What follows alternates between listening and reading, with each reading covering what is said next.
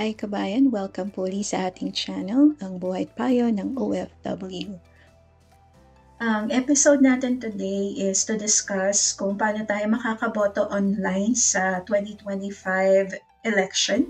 And just a reminder ng video na ito is for information purposes only. Hindi po tayo mag-i-endorse ng kahit sino mang kandidato sa nararapit na election. Ang first step po para makaboto online ay siguraduhin na registered po tayo as an overseas voter. Ang registration po ay nagsimula noong December 12, 2022 at natapos po noong September 30. Yung registration is pwedeng in person via embassy or consulate. And also, may option din na mag-register online, yung tinatawag na iRehistro, which is already closed. Unfortunately, hindi po ako nakapag-register during this period due to lack of information and ayoko na pong mag-mention ng excuses. However, hindi po ako nakapag-register.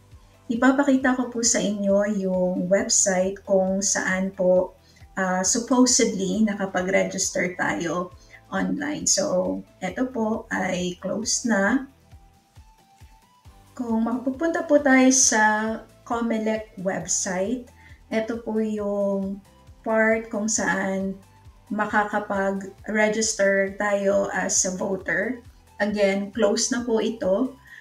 Pwede po tayong magsagot ng online application form.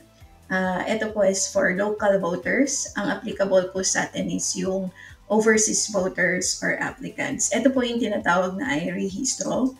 Kapag nag-load po yung iRehistro, magkakaroon po siya ng error na this site can't be reached since natapos po yung registration last September 30, 2024. Ang next step po ay kailangan i-verify nyo kung registered voter kayo and makikita nyo po siya sa COMELEC website. Hanapin niyo po yung Certified List of Overseas Voters or CLOV. And try to check din po kung available siya sa Philippine Embassy website on your respective countries. Kung hindi po kayo sure sa registration status niyo po, please contact yung Philippine Embassy niyo. For me, ang closest embassy sa akin is the Ottawa Philippine Embassy. Ipapakita ko po sa inyo kung paano nyo ma-check sa COMELEC. Ito po yung Commission on Elections website or COMELEC website.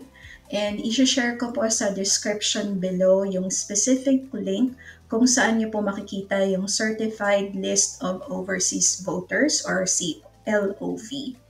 And kapag clinic nyo po siya, makikita nyo po yung specific region na kabilang yung country nyo. Sa case ko, since ako ay nasa Canada, i-click ko po yung North and Latin America. And then magre-redirect po siya sa site kung saan makikita yung list.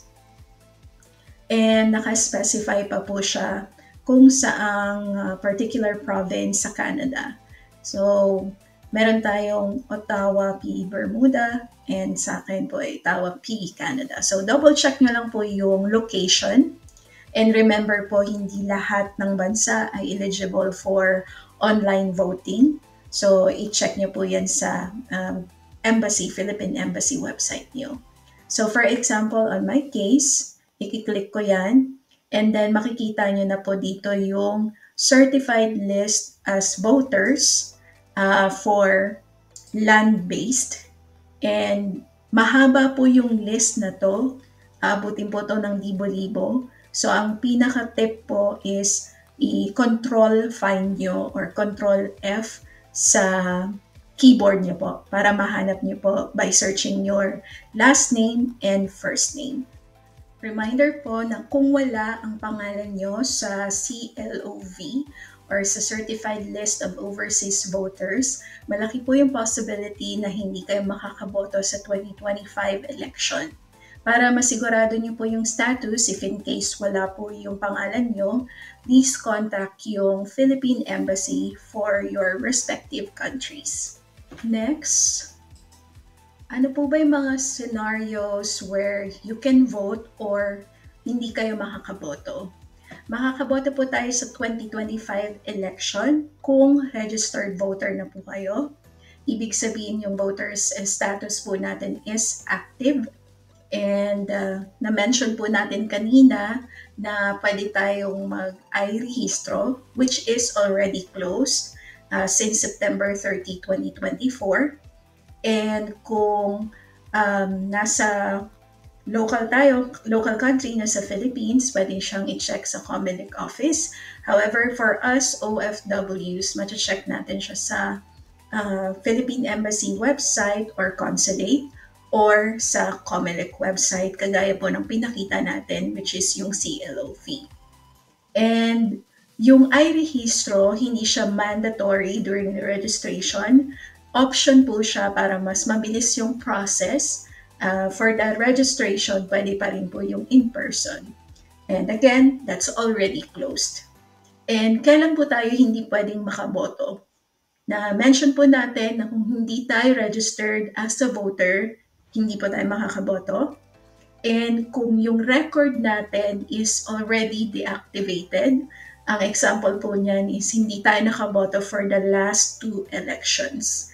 And again, the registration is already finished since September 30, 2024.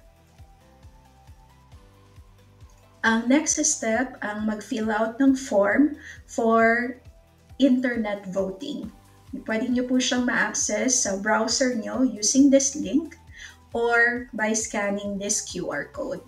Ang tip ko po is mas madali pong gumamit ng cellphone or tablet versus sa computer or laptop kasi kailangan nyo pong i-capture yung picture ng ID nyo and also kailangan nyo mag-selfie.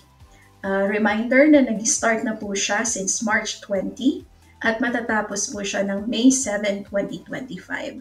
So, para maka-register tayo for internet voting, gawin na po natin tong enrollment form. And ang malaki pong benefit nito, kapag nakapag-enroll po kayo at successful, hindi nyo na po kailangan magpunta sa embassy or consulate. Pwede na po kayong bumoto online using your mobile devices. I-demonstrate ko po sa inyo kung paano kayo makaka-access sa link na ito or paano nyo po gagamitin yung QR code using your cellphone or your tablet.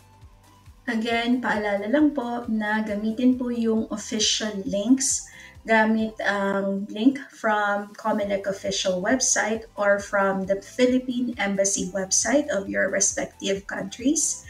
And the pre-voting enrollment is only until May 7, 2025. For enrollment, pwede po tayong gumamit ng QR code. Saan makikita yung QR code? Nakapost po siya sa Comelec or sa Embassy. Sa case ko, nagpunta ako sa Ottawa, Canada, Embassy of the Philippines website since ayun po ang pinakamalapit na embassy sa location ko. So, makikita niyo po sa homepage yung advisory and gamit ko ang Android phone and as advertised nila, pwede nyo pong gamitin yung QR code sa mobile devices nyo or like phones or tablet. So, pag clinic po natin dito sa mobile device natin, magpo-pop up dito yung link and mag-open yung form. And i-fill out nyo lang po lahat ng needed requirements and pwede po kayong mamili or pareho nyo pong i-click yung mobile number and email kasi doon po ipapadala yung OTP. And then sa embassy, kung ano yung pinakamalapit na embassy sa location nyo. Sa case ko, it's Ottawa, Canada. So alphabetically arranged naman po siya. And then ang country is Canada or nearest embassy is Ottawa. And then make sure na i-click yung agreement or consent. So, i-fill out nyo lang po ito. Ipopause ko muna yung video to enter my personal information. Ayan po, na-enter na natin yung personal information, ang next step is magpo-provide po ng OTP sa registered contact information nyo, either mobile number or email, and i-enter lang po natin yung OTP. Ayan, ito po yung OTP na na-receive natin. So, every registration po magkakaiba po yung OTP. So, hindi po ito gagana sa inyo. Ito po yung OTP na unique for me when I registered. Yan, enter po natin yung OTP and then click on submit.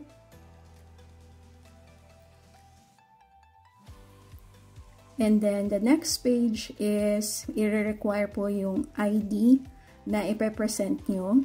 And then magkakaroon po ng video selfie kasama yung ID or hawak ang ID na na-select nyo. Kung hindi po kayo naka-register during the voters registration or overseas voter registration, ganito po yung lalabas na notification. Unfortunately, hindi po ako nakapag-register during that period. So, for demonstration purposes lang po ito. Ang next step po is, of course, ang pagboto online. Ang voting period po ay magsisimula ng April 13 until May 12, 2025. And since nung registration for online voting, ilalagay nyo po yung email address nyo or your mobile phone number.